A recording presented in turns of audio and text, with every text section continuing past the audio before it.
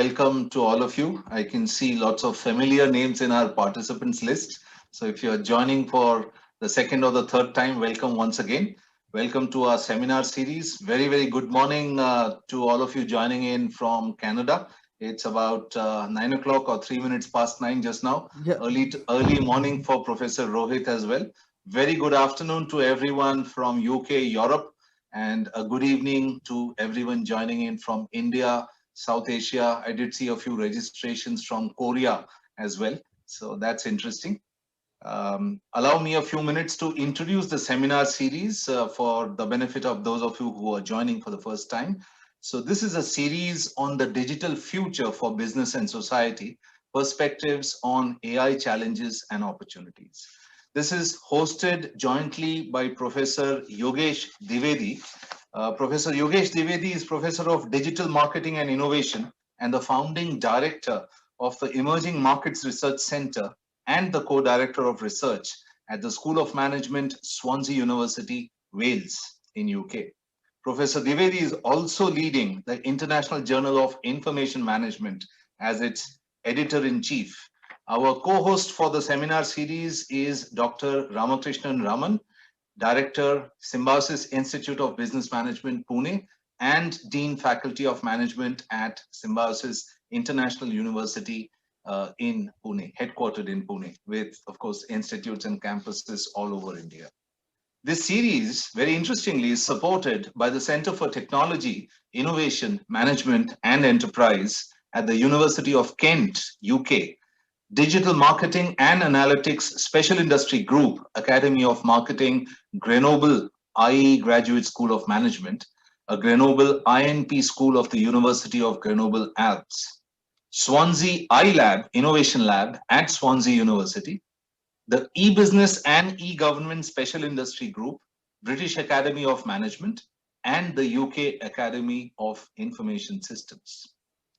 This seminar series is actually inspired by various perspectives on artificial intelligence and its transformative potential presented in a recent perspective article by Dwivedi et al. 2019. AI undoubtedly offers a transformative potential for the augmentation and even potential replacement of human tasks and activities within a wide range of industrial, intellectual, and social applications. The pace of change in this AI technological age is staggering, with new breakthroughs in algorithmic machine learning and autonomous decision making, creating new opportunities for continued innovation. The impact of AI could be significant, with industries and sectors ranging from agriculture, finance, healthcare, manufacturing, retail, supply chain, logistics, utilities, all potentially disrupted by the onset of AI technologies. This seminar series will present various perspectives from a number of leading expert speakers to highlight the opportunities and challenges posed by the rapid emergence of AI. In fact, today's seminar is the 11th seminar in the series of 15 seminars. So we are done with 10. Today is the 11th one, and there are 4 more to go. Allow me to introduce our speaker for today, uh, Dr. Rohit Nishant. So Dr. Rohit Nishant is professor of MIS at the Faculty of Administration Science at University Laval in Quebec, Canada. He is also the Access Leader for New and Emerging Technologies at Information Technology and Business Research Center, CERTIA, and a researcher at the Center for Research on Intelligent Communities. His research interests include Green IS, IT value, business, social, environmental sustainability, AI for sustainability, and to address grand societal challenges. His work has been published in journals such as MISQ, MISQE, JAIS, JSIS, ISJ, and of course, the International Journal of International Management, IJIM. He is Society for Information First Prize winner in 2010 and his dissertation won the World Future Foundation Prize for the best PhD thesis in 2015. And Dr. Rohit has done his PhD from National University of Singapore Business School a few years ago, following which he worked for a few years in France, and he's now based in Quebec, Canada. Dr. Rohit Nishant, welcome, and the floor is all yours. Thank you, Professor Sandeep. Thank you for such a nice introduction. And thank you to Professor Yogesh and Professor Raman for inviting me for sharing my work. So let me start sharing my screen, and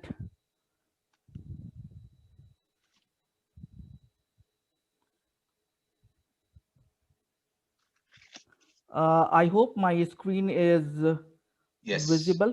Okay, absolutely. so let me start the slideshow.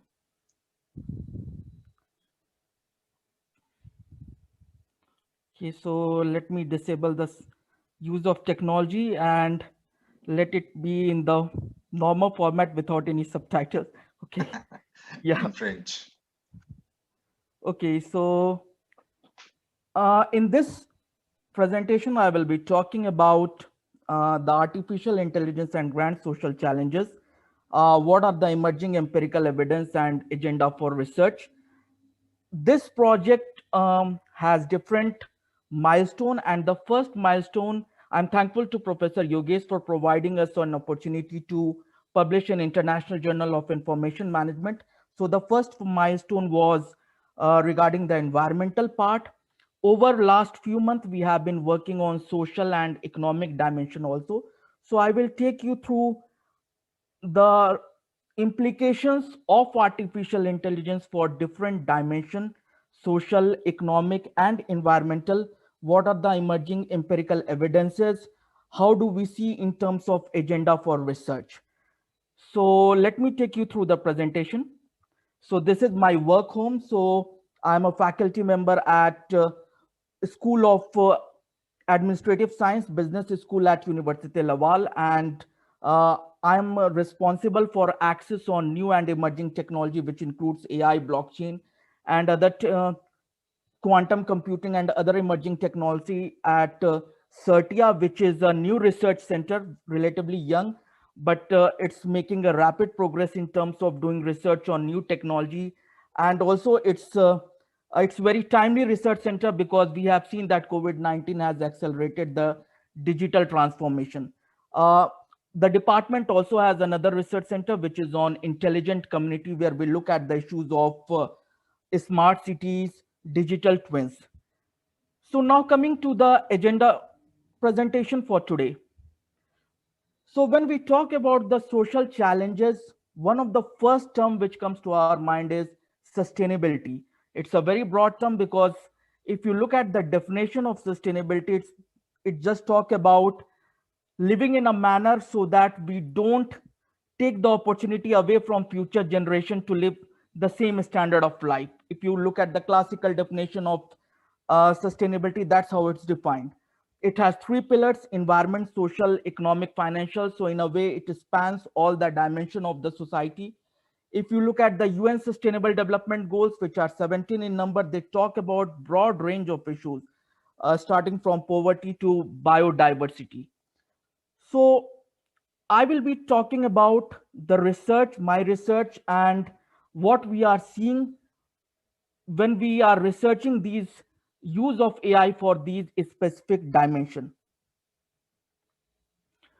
So first one is the environmental dimension.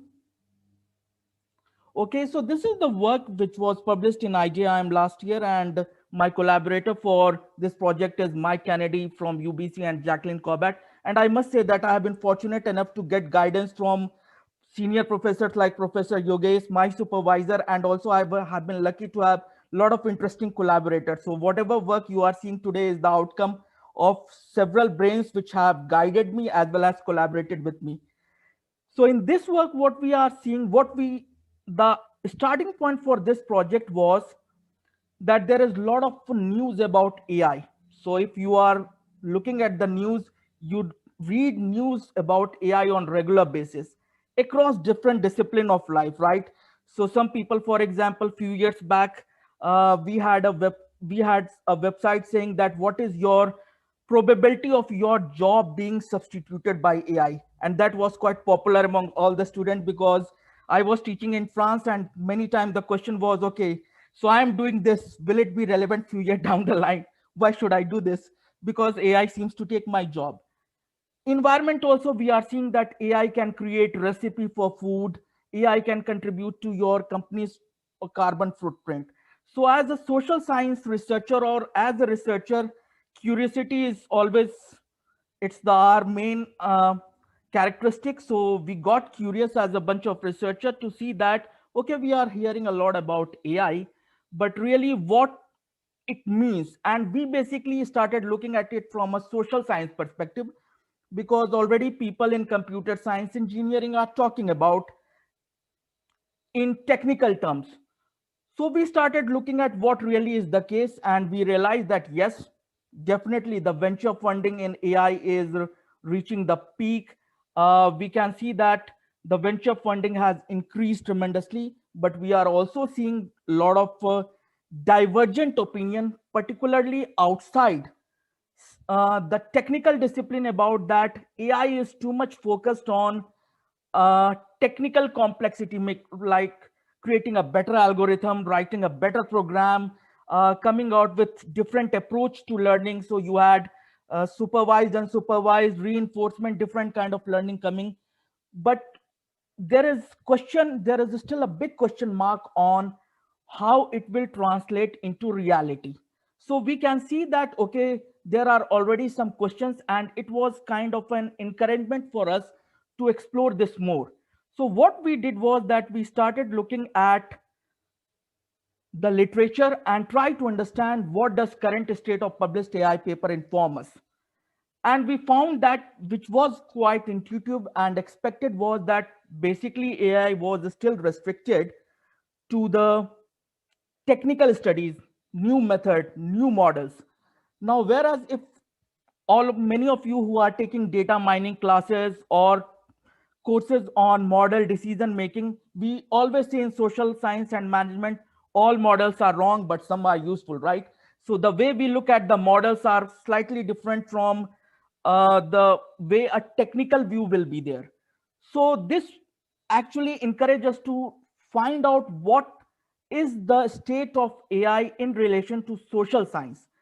And we found that what is the strength of AI could also be a challenge for AI when we bring it to the real world context. And here we are talking specifically about environmental sustainability part. For example, over reliance. So when we talk about AI, we talk about machine learning and algorithm, right? But how does machine learn from? Machine learns from the data. Where does data come from? Data comes from the past. Now we had a kind of a discussion. We talked to some practitioner also, and we combined it with the literature of which studies which has been done in the past, and we came out with these 5 points which can create challenge, which can pose challenge for AI use for environmental sustainability. So the first point was there is over reliance on historical data. So AI is like this, that it will rely on the data for learning. But we know that if specifically when we talk about the issues like climate change, which is such a evolving issue where our understanding is regularly developing, and we know that what could have been in the past, because of the dynamic nature of the environment, there will be a lot of changes in future. So this over reliance on historical data, where we just rely on machine learning from the past data, will not help us to face the future challenge. We might not able to see what are the future challenges. Why do we say so? Because there are so many grand challenges. For example, if look at COVID-19, if you were in, think about where you were in January 2020. There was not a term called COVID-19 in our dictionary, right? Everybody, I think, when you were celebrating your new year, January 1, 2020, your life, just imagine back then, nobody would have thought 2020 would be like this. If you ask me, I attended my last conference, which was in Hawaii. And now I thank God that that was the conference which I attended, because I never realized that I will not be attending any conference in a physical format for less 1.5 years. So the world is very dynamic and it's difficult to predict so many things. So that's why in traditional management literature, we talk about scenario planning, different scenarios. Let's plan for it. We always say that we should not be limited by our imagination. Let's try to foresee all possible scenarios. The challenge with this data centric approach is that we rely too much on what this prediction rooted in historical data is going to tell us. And then we might limit our creativity, imagination in thinking about the challenges which can strike us. So that we think is a potential issue. The second thing is, what could be the human response? Okay, you can use machines to come out with various intervention, but human response is more complex. And we have seen in past, we see it in daily basis, that we are always proven wrong. For example, just to give you a current context of Canada. In Canada, what happened that when this COVID-19 started, a lot of people said, economists actually commented that housing prices will actually go down, because people are going to be, many people are not going to work, their purchasing power will go down. So why would they spend on housing market? What really has happened, if you keep track of this, now they are talking about actually there is a housing price bubble. So why this happened? Because suddenly a lot of people thought that, okay, those who can afford, they thought that, look, we are going to be working from home. It's not good idea to be in a condo. Why not go for a individual house? Anyway, interest rate is low. So people started buying it. There was a stimulus from government. People, since they couldn't spend on going out, dining, vacation, suddenly their disposable income actually increased. So now what's, if you look at when people are talking about housing market in Canada, they are worried about price bubble, that it's a bubble actually building up. It's a heated market. And some of the economists said that we didn't see it coming. So human behavior is actually more complex. And we have seen this example in various contexts. And this uncertain human behavior response, since it's not considered when we take a pure technical perspective, that could be a challenge. Now we are talking a lot about data, because data is actually the foundation for AI. What about cybersecurity risk? What about privacy risk? Think about all these applications, COVID app, contact tracing app, which were built. This is a nice idea, technical solution. It can help you to keep track of whom you met, where did your chances increased of contacting COVID. Very nice technical idea, but people were more worried about how this data will be used. So a technical solution, when it comes to the real world, has its own challenges, and this can actually hamper how it is used. Adverse impact of AI application. So we talk about, let's build a lot of model to predict climate change scenario. Let's try to use AI for day-to-day life, automate things. Let's use AI for various climate change modeling. Fine, climate change is a very complex concept, so you need a lot of data, you need a lot of mathematical computational power, and that means you need a lot of energy. So basically, it's like you move from a diesel car to an electric car, but the electricity is still coming from the coal power plant. And that means you think you have become green, but you have become green at your end. But what's happening at the back end? If you look at the overall system view, it's still, the environmental performance is not going to change. Think about Bitcoin. Bitcoin is, a lot of people are mining cryptocurrencies. What about the energy impact, right?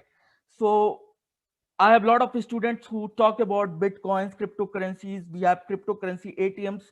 And the question is then, this fine, it seems it's digital, so it's not paper. You are going paperless, but that doesn't mean you have become environment friendly.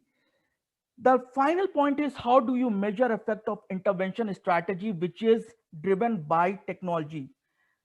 And this is not specific to technology. When you do an intervention, sometimes there is an immediate impact, but climate change is a wicked issue.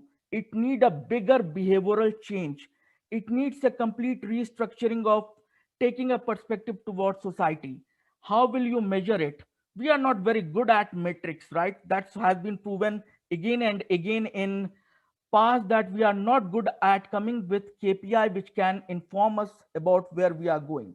So we see these are the challenges of AI for sustainability.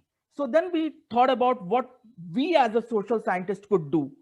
And some of these are already being talked about in other discipline also.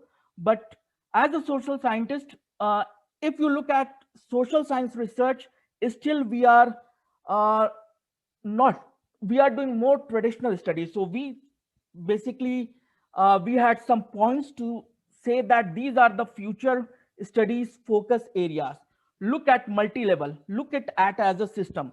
Now many of us who have been trained in say statistics, econometrics, or even case study, they take a system view. But if you are in statistics, if you are in econometrics, you will look at, is A related to B? So we are looking at one-to-one relationship, which is fine because that's how you actually tease out the effect. But climate change problem, there are so many level of interaction. One thing can impact the other things. There is a positive feedback loop, negative feedback loop, that looking at just one-to-one relationship could be problematic. When we talk about designing AI, let's talk about design thinking approach, where we do beta testing, where we actually just don't look at a technical problem, but we also consider psychological and sociological context to come with a better design for AI. Finally, if you look at it, there is so much money going into AI, but we also have to look at, if we are using complex technology, does it has an economic value? So we have to look at these things. Now, when we look at how AI for sustainability is evolving in practice, we are seeing distinct trend. We are seeing that yes, AI and ML is used to generate data, which is a good idea, that AI and machine learning should be used to generate data. So you can see company like True Value, Noza Data, and there are many. If you are using Refinitiv, Bloomberg terminals, so they are trying to come out with a new approach to give you data. So that's the technical part of it. You are getting data. Now it's important for social scientists, business school, anthropology, social science department to make use of that data to understand how AI implementation will influence environmental sustainability and other social challenges. Also, we should be able to use AI driven, the data which AI is able to generate for improved environmental governance. So we talked about this project. This was published in IJIM. We started developing it more about how we can understand more about AI use in firms. So we actually, this is the second part of a project which is right now ongoing, where we are trying to see that how AI is being used in by different companies for environmental sustainability. So we see two distinct parts. One part is where they are focusing on internal processes, and the second part is where they are actually looking at uh, external, they are looking at external processes, external orientation, focusing on customer. So we can see on internal processes, they are trying to improve the resource efficiency and energy efficiency. On the external part, they are using machine learning to offer intelligent solution, combining it with cloud offering. But again, this is the technical part. We will have to think about rebound effect, concepts like rebound effect, where we have seen in the past, this is not a new concept, where what happened is that as technology become efficient, initially the overall resource consumption declined. But since more and more people start using it, what really happens is that the gain is gone. So think about it. For last 1 year, many of us have been working from home, so we are not taking vehicle for commuting. So we will say that we have been forced to go green. Okay, that's fine. The next part of the life is, many of us are watching Netflix. We are on computer all the time. What about the carbon footprint there? Now that is something it's not very intuitive to us. We think we are sitting on our sofa, we are going green because we are not driving a car. But if you look at it from a system perspective, it's a time to really do a cost benefit analysis of, is it a net gain, net loss? The real world is more complex than what we think to be, and that's required. That is something which social science can contribute to, business school can contribute to, in understanding these complexity. So the technical people are doing their job, they are developing better algorithm, better learning. Social science people can tell us, inform them about how it's really work in real world, and which can in turn help them to make it more efficient. So this will be the role of social science going forward, and we can see in many top journals looking at these complex relationship of AI with uh, so, grand social challenges. And there are already some paper. So I recently read a very interesting paper in Administrative Science Quarterly, which talked about that if you have a robot doing surgery, what has its impact. And we also see a lot of practitioner article, as well as in general in research, people talking about that with planes becoming automated, what has its impact on the real capability of the pilot, because they are so much used to being on autopilot then that there is a concern that if there is a real crisis, will they be able to manage it? So these are complex issues which require a focus from a social science perspective to examine, to look at it, to develop a better understanding of AI. So the evolving issues which we see is focus on social dimension of sustainability. We should look at uh, the data which is used for training the algorithms. Is it perpetuating any kind of bias? So we have seen some example where certain algorithm was used for recruitment and it was found to discriminate against certain demographic. We also need to think about demand supply mismatch. What we mean by demand supply mismatch is, it's one thing to read that everything will be automated. The question is, okay, everything will be automated, so rather than producing 10 units, you will start producing, say, 1 million units a day. Fair enough. But the question is, if there is a society where there is a focus only on supply, what about the demand side? If you look at the debate on Indian economy in last 1 year, so whenever government was announcing any stimulus, so a lot of economists were saying that it's a supply side stimulus. What about the demand? Because you are encouraging industry to overcome challenges due to COVID, but what about the demand? If people are not demanding, who will purchase that? If you look at what happening in the Western country like Canada and also in US, uh, we see a lot of demand side stimulus. There is also debate on that there is demand side stimulus. What about the supply side? So this is a very intricate balance which has to be done. So we have to think about how much automation is required, how much is not. We can't have a society where people are out of the job, so they don't have money to purchase products which robots are manufacturing in a big quantity. That will create another kind of imbalance. So we have to think about that. Psychological impact. This is something which is not very considered very thoroughly. For example, now COVID-19 was a natural experiment, right? It was forced upon us. Now we see whether online learning works or not. Who knew about Zoom fatigue 1 year back? We knew just about fatigue. Now we talk about Zoom fatigue, and there are a lot of interesting things coming, right? That a lot of people say that we are more stressed out in Zoom meeting because we are seeing so many faces at the same time. Because when you are talking one to one, you are seeing only one face, but now you are seeing 20 faces, so the screen is split and then you are looking at each one of them. So psychological impact is very important. The new technologies are coming, so what will it impact? It will have an impact on our psychology. This has to be considered, because at the end of the day, humans are a psychological being. So these evolving issues actually form the basis for our other ongoing projects, which relate to the social dimension. And this is the project which I'm doing with my collaborator from Rennes School of Business. And my senior, academic senior, and also my collaborator Ravi from Luboro University. So in this, what we are trying to see is that we are trying to understand AI use. And if you read articles, you will see that a lot of articles are talking about problem with AI use. So for example, there are anecdotal evidence that AI can create bias. AI, when you use AI system, it learns something bad. So therefore it start perpetuating racist behavior, gender insensitive behavior. We see that.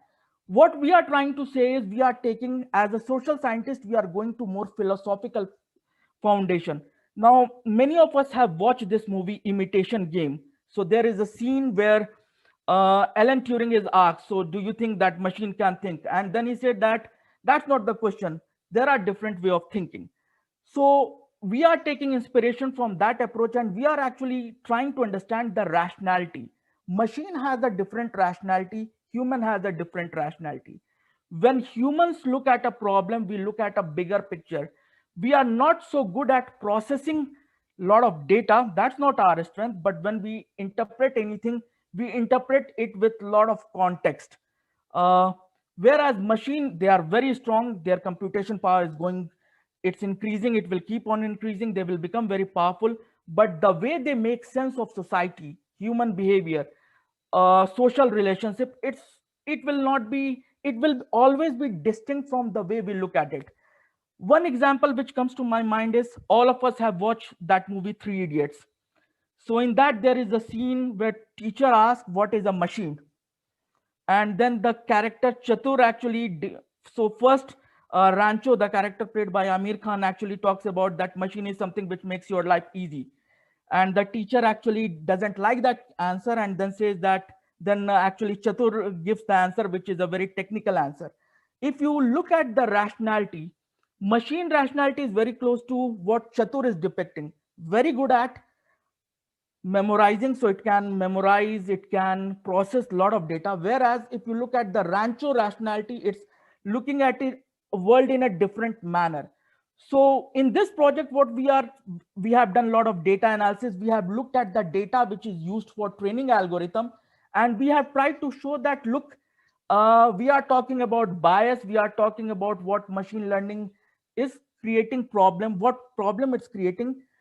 We basically, through our analysis, try to say that, look, these rationality are very different. We are looking at a problem in a different, we need to look at a problem in a different manner, where we recognize that machine rationality and human rationality are distinct, and therefore we need to identify clear boundary condition. Why is it necessary? Because that will help us identify where AI is suited for a job and where humans are suited for a job. Right now, there is a lot of confusion. A lot of people say that, if we talk to our students, we always say that, look, machines are becoming very powerful. So in future, you need to be creative and analytical. That's how you will survive 10 years down the line. Industry 4.0, we don't know about the future workplace. So we are also giving, as a professor, we are giving these gyans to our students. But the question is that, as a society, we will have to now look at it more comprehensively and try to go to the philosophical foundation of it.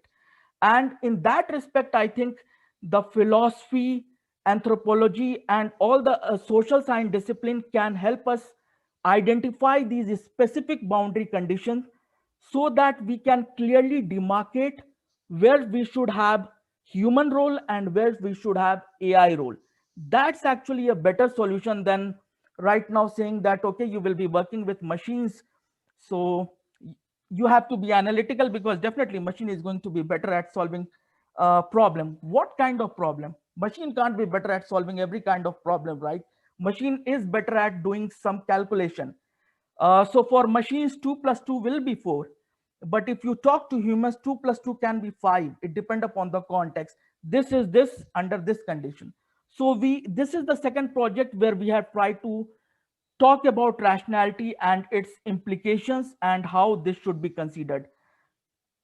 Now, when we talk about sustainability, definitely money part, we are in business school and we know that economics can't be isolated from any part of our life. This is how the society is structured. So the third thing which we tried to understand was that, okay, there is so much hype about AI. When you go through Forbes, Fortune magazines, or Wall Street Journal, New York Times, we see a lot of article about AI. When we watch TV news, we see a lot of AI. So, and sometimes, many times, headlines in the press, headlines in the media is scary. If I'm a student at this point of time, I will scared. AI will take your job. So I saw this headline. One student showed me that AI will take job. So these are actually scary headlines. So we actually wanted to see was that, okay, this is a technology which is quite hyped. Now how does market, the people who are putting money into it, see this technology?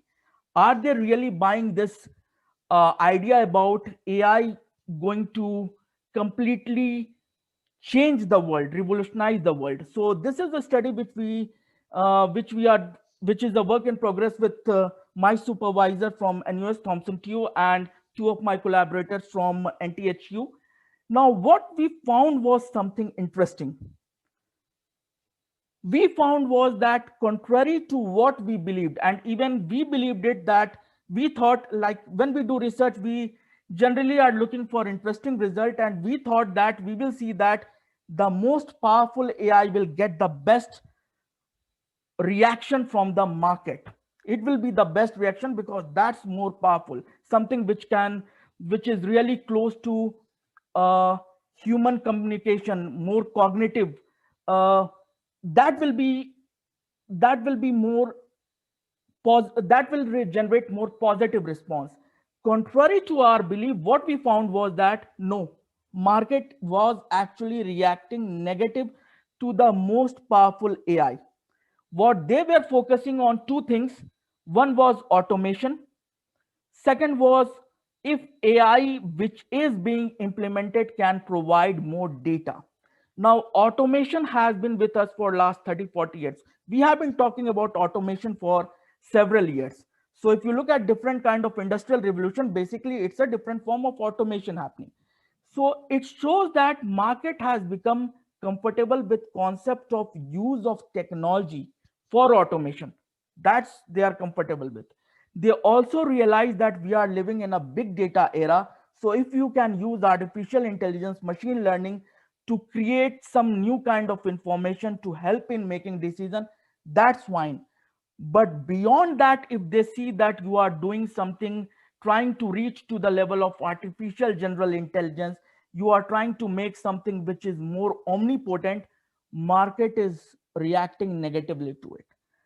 This actually tells us that market contrary, and I'm not sure how many of you had an idea that market will be actually reacting negatively to more powerful AI. Because when I started this project, I was thinking that no, market will be actually reacting positively to it, right? Because AI is a hype technology. So the more powerful the technology is, the better the response should be. And this is quite different from what we have seen in the past IS research. In past IS research, we have a term called transformative IS, one which is very transformative in nature. Generally, market used to reward transformative IS. But what we are seeing now is that in a specific case of AI, we are seeing a very different kind of outcome. So if you look at overall, what's happening is the interaction, we can say that the world is more complex. Uh, we don't need research to say that, but these research actually brings these things to the forefront. How interaction between artificial intelligence and human intelligence is managed will be the key to the success of AI, and that how human intelligence is responding to AI should be the corner, should be the foundation for designing better AI. Now the first estimate sounds so intuitive, right? So interaction between AI and HI, it should be the key to the success of AI. And since there are so many, lot of people are working on AI, so we should be able to achieve it. But we can see with the current experience as well as experience in the past, this statement, though it sounds very simple, it's very difficult to achieve. So it's going back to our traditional IS literature where we talk about people, process, and technology. And we always, the conclusion was that, okay, technology in the end is not something which gives you advantage. It's your people and processes which gives you advantage. And we have seen that this is easier said than done, because technology is the easy part. You can procure it, you can purchase it, you can outsource it. People and processes, it's are more difficult. Now this is such a vast ranging topic where there are multiple stakeholders. So now governments are becoming increasingly aware about what these technology can do. So think about different regulations coming in, government talking about data center being in their countries. Geopolitics is coming in because AI is such a powerful technology that the country who has better AI has a lot of power in its hand. Quantum computing, very powerful technology. So regulation is coming in. There is a lot of concern. The society awareness is actually coming in. So for example, few years back, my parents in India, when they started first using Facebook, they found it to be very nice because they can stay in touch with their friends, their batchmates from their schools. So they were very happy that, look, uh, I never met this this friend after leaving school in the 70s, and now suddenly see we all are part of a group. There is a 75 batch of something like that. And now suddenly they are also started talking about, okay, but so my mother asked me, so how is this company using my data? They are making a lot of money and I'm not getting something. So you can see that awareness is also growing. It will slowly go.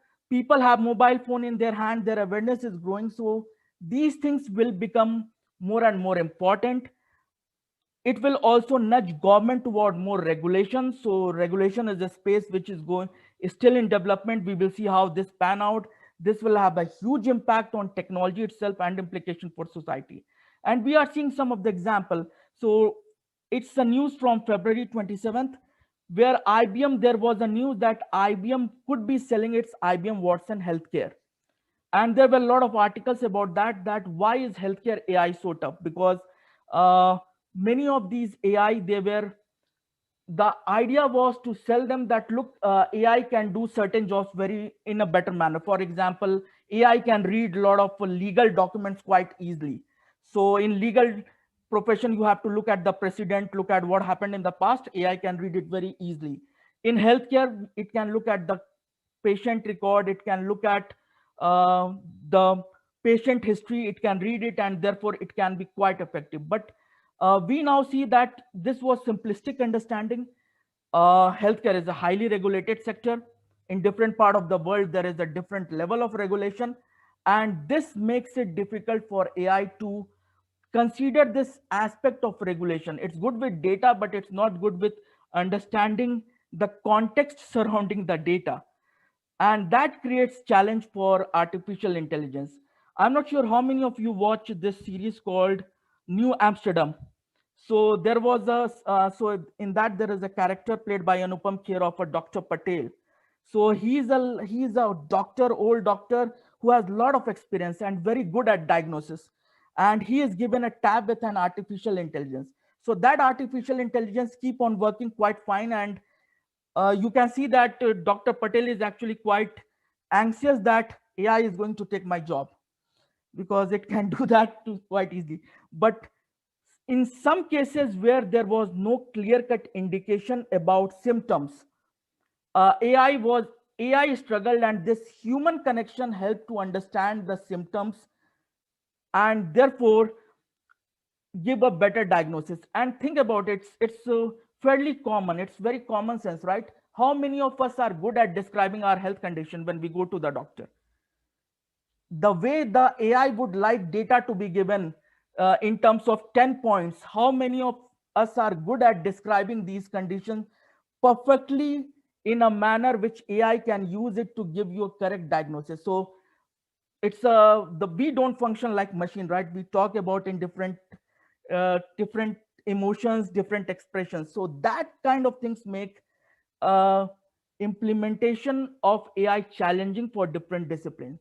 So the main thing is we just have to identify, rather than taking this view that there are two views right now. One is AI can do everything, and then there is a view which says that no, this is just useless crap. We have seen this before. It was talked about ERP will change the world. It was talked about some other technologies also. We have seen this. This is nothing new. Generally, when you have a two such divergent opinion, reality is somewhere in between. It's always gray. Same goes for AI. We have what we have to now, as AI become more pervasive, digital transformation, digitization becomes more pervasive.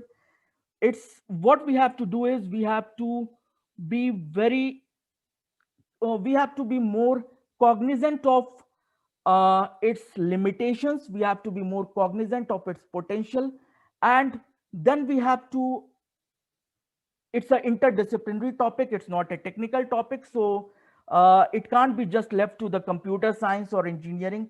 Anthropology, sociology, psychology, all these disciplines, we will have to now come together to understand how it can help us frame the society, shape the society in coming years, because this is something I think it's going to be with us for next several years. It will shape, we don't know how it will evolve, but the way it will evolve, definitely it will have an impact on us. So this was all for this presentation. I'm not sure whether I took more time, less time. I think 4 minutes more, but I think it was close to the time we planned for. So I would be happy to answer any question. Indeed. So in this presentation, I didn't talk about a lot of academic theories and other, but if you want to know more about theories and how we are doing it, you can drop me an email, and we can take this communication exchange after this call to discuss more about it, because there is academic part to it, which talks about theory, methodology. We have a lot of problem endogeneity. So these are the academic issues which we have to deal it before we talk about anything. But I would be happy to even answer question on those. Thank you very much, Rohit. That was a wonderfully informative and a very interesting talk. And I somewhat envy the students who sit in your class, where you demystify a lot of the terms, terminology, findings from the academic side with lots of real world examples. Even going up to the popular serials on the OTT platforms. I'm sure you must be a very, very popular professor on your campus. My professors, sorry, my students actually tell me that I watch more TVs and movies than them. Great. That's a very nice way of staying engaged with the young minds who populate all our current day classrooms. So that was very, very interesting. And we do have questions buzzing on the chat box. So let me pick those and share them with you. So Jesse Nair is asking you about what are some future research directions in e-government services, sustainability, and AI. So these are three distinct disciplines which has taken a different path. E-government is a kind of a core IS topic, right? So this has been going on. Now the challenge with this is e-government policies, the way they were designed was for a traditional era, where the focus was more on making life convenient for our citizen. Now here you have a technology which can learn more about the citizen. Which it can use to offer more personalized service to the citizen, but it will also make your citizen worry about the power and overreach. So this area has to be clearly worked on, and in this, people in policy studies, people in psychology, and people in IS, they will have to think about how a common citizen will react to a situation where they can see that government has actually government through e-government is actually becoming more powerful, because who holds the ownership of data which is collected through e-gov portal? How will it be used? Who will hold the ownership for the algorithm? So these are some of the issues which will become more and more pertinent for policy framing in days to come. And we will hear a lot about it. So in Indian context, there was already a lot of debate about Aadhaar, UID project. Now it was just about storing information, right? It's basically storing information. Now, if you say that, okay, we are storing information, you have given us a lot of data, we have algorithm which can mine it, which can understand you, citizens will be quite concerned about possible use. So these are the issues, gray areas in many countries, which has to be addressed, and this will require a lot of. I think this will actually, we will see a lot of studies around that, and definitely in policy field, people are working on it. I'm not sure about any specific study in the Indian context, but I'm quite sure I have many of my friends who work in this and they talk about these issues. So they must be doing some project and we will be seeing their, it must be in peer review stage, and some 1 or 2 year down the line, we will see the outcome. Absolutely. Thank you. Thank you, Rohit. So there's a question from one of our participants, Akansha. So Akansha is asking, does it also depend upon the nature of the business process, where AI will be more useful? Structured process might be more suitable for automation, while an unstructured one might require human intelligence in addition to machines. Definitely, but it will be a two-way street, because process will shape AI, and AI can, because of AI of its learning ability, AI can also shape the process. So for a company who is working on leveraging AI, definitely to begin with, they have to identify clearly the processes which are more suited for AI. One size fits all, or in the Indian context, this is the example my professor in engineering used to give me, that paracetamol is not the cure for every disease. So you have a headache, you pop a paracetamol, you have everything. So that's not a cure. So you have to take a very nuanced approach. You have to identify the processes which is more suited for AI, and slowly, because you can't have a process in silos or too many silos within the organization. So the processes which are outside of it, they will have to also evolve to fit it. So definitely structured and unstructured boundary, that's very well put, but there are many processes which are semi-structured. So that will be the gray area where actually there will be challenges. Indeed. Um, so Rohit, you also talked about AI in healthcare. Yes. Any use cases that you're aware of that you can share with our participants? Okay, healthcare is not my research area per se, so my understanding is just based on the reading, like many of the audience will be. Uh, when I was reading about I was reading more about AI application in healthcare, so I came across this IBM Watson case where there has been, and some Google AI case where some of the AI technologies, they couldn't achieve what was intended from them, and they found that there are a lot of issues, regulatory issues. So think about it, if regulation is an issue in healthcare, it also has implication for other sectors which are heavily regulated, insurance sector, finance sector. So we can draw parallels, but I will say I will not like to give more comments on that, because my understanding of healthcare is also limited, and as an academic we tend to be more conservative. So I would just stop there, but we can see a lot of examples and there are papers which are talking about it, and I am being reading a lot of interesting paper on healthcare IT, specifically the use of automation for surgeries and how it impact patient. So, and definitely I see a lot of, there are a lot of healthcare series on TV, Netflix. So when you watch this, but they are not scientific article, right? So I can't just make my opinion based on them. Sure. So by inference, then perhaps we can ask you to share some use cases from your areas of research. Yes, so in my areas of research, we have been looking at environmental sustainability a lot, and we Mhm. are trying to see how companies are using it.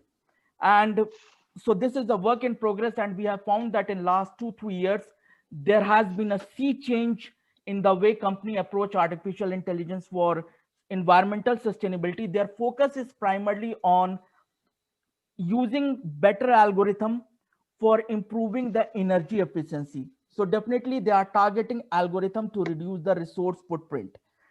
Now the challenge in this is very fine approach. The challenge in this is we are not sure, and we are talking to companies. We are trying to do more empirical analysis to see that whether companies have factored in the rebound effect. Means you suddenly discovered that my data center, if it used to consume say 10 unit of energy, now it consumes only 1 unit of energy. But my our economy is centered around growth. Business, we have to show growth. So now we realize that we can do with 1 unit of energy, so we actually add 10 more data center to it. So then you have actually consuming 11 unit of energy. So rebound effect is going to be something which need to be factored in. We are exploring whether this, how companies are looking at it. But one of my paper, which was at a country level study way back in 2014, where we found that rebound effect, it kicks in, and the way to resolve this is you have to continuously improve technology. You have to keep it, make it more and more efficient. So in AI case, we will have to think about that, is there a Moore's law for energy efficiency improvement? So there are a lot of interesting questions in that area. Wonderful. I particularly enjoyed your example about the electric vehicle and about how that is getting charged by fossil fuel power. So it's a little bit like kicking the can down the road, and somebody who has a EV says, "I'm holier than thou." But hey, that electricity going in was probably generated by coal. Yes. But now, if you look at the charger, you can build a lot of intelligence around that. So as soon as you plug in a vehicle, that should be able to sense that is this a fast charger or is it a regular charger? What is the kind of battery? And flash a message back to the user saying expected wait time for charging is X. So he or she is free to do any other chores or errands during that period of time. So very interesting possibilities can open up even from the energy perspective. And data centers, I won't talk about it too much. I come from the IT industry myself, and I can completely empathize with the energy savings that CIOs all over the world are forecasting. Into X dollars is so much saving, but are you really saving that or not? So possibly a more holistic approach is what you are advising everyone to get into, I think. I think electric vehicle is going to be a very nice social experiment, because what's happening is people who are generally so for example, people who have less purchasing power, they will still continue to buy diesel vehicle because they will be looking for the cheaper options, whereas these electric cars, they are not cheap, they are expensive. True. So but the people who will be buying it, they will think that, okay, wow, we are green. The guy who is still driving diesel one, he is not green. But reality is more complex than that. So it could be how it impact social perception, different societal perception of each other in terms of uh, how green we are. If green becomes a major issue, like in certain economy, green parties, green policies, they are becoming more and more important. So it will also happen in different part of the world. Climate change is an impending topic, but will it actually create more division? Those who are driving electric thinking that those who are in diesel, those guys don't understand climate change, they are not green. Reality is more complex. True, true, true. And to make matters even more interesting, you throw in a self-driving compute engine in that car, and immediately your computing units of energy consumed shoot up. And then Yes. you're kind of debating between is AI better or is green better? Yes. Wonderful. There's one last question, Rohit, from Neelam Savaikar. So Neelam is asking, when we talk about AI and HI interaction, I'm presuming she's referring to healthcare. Are we expecting humans to be that AI trained? The way, and this is something which is a work in progress, and I think it's more of an opinion rather than I can say it's backed by any evidence. The way this things is going is, we will need people to, we talk about literacy, we talk about digital literacy, we need people to understand how this digital literacy to be more technology literacy, about how these technology influence them, how they can influence it, because this will be a very strong interaction. We will be living in vicinity of technology. So definitely We are not talking about AI trained means everybody need to know the programming, everybody needs to know deep learning, reinforcement learning. No, but exactly understand what this learning is in its simple term, how humans influence that learning through the data which they generate, how algorithm influence humans through the product. For example, we are living in algorithm era where, for example, the social media feed, it's algorithm dictated, right? So when we see these feeds, algorithm is dictating what we are seeing, what we are not seeing, and then it's influencing our perception of reality. When we are tweeting, when we tweet, we know people are very nasty, and the way that debates on social media platform is highly polarized, very bad language. If machine start learning from it, we can't expect machine to be civil, right? Absolutely. One hopes that the machine will only pick up and learn the good things, which is what our parents taught us to do. But hey, that's all how we program the machines, Yes. finally. Wonderful. Rohit, that was a tremendous session. Thank you so very much. Heartfelt thanks from all of us for that wonderfully enriching session. And I hope all our participants enjoyed it as well. So thank you, participants, for your lively questions and for taking part in today's seminar. Thanks to our co-hosts, Professor Yogesh and Professor Raman. They both have asked me to convey their apologies to you because they had some other urgent meeting, and hence they had to log out. I would be remiss in my duty if I did not thank our IT team at SIBM Pune, Yes. led by Rajesh Bagewadi, for providing us the infra for today's session with the hosting as well as live streaming on YouTube. And last but not the least, we have a very interesting student team, Rohit, at SIBM. They are called iSmart. So they do the PR, the flyers, and within a few minutes of every session, they'll actually send you a few e-frames, electronic frames, where they capture your photograph. Okay. And if you were to come to SIBM Pune, just as you walk off the stage, you will receive a small wooden frame of your session. So iSmart, thank you. It's top of the hour, and it's time for us to call today's session to an end. But let me share, our next session will be on the 12th of May. Dr. Amber Young from the University of Arkansas will be with us for our 12th seminar in this series. So with that, Rohit, once again, thank you very much. Have a wonderful day. And hopefully someday, sometime we meet. You come to Pune or I come to Canada. We shall see how things shape up. Let's connect on various forums. Look forward to staying in touch with you. Thank you so much for that amazing talk. Thanks a lot. It was pleasure sharing my research, and we had a very nice audience, quite inquisitive audience. So it was pleasure talking about AI, very timely topic, and hope we will see how it pans out in the post-COVID world.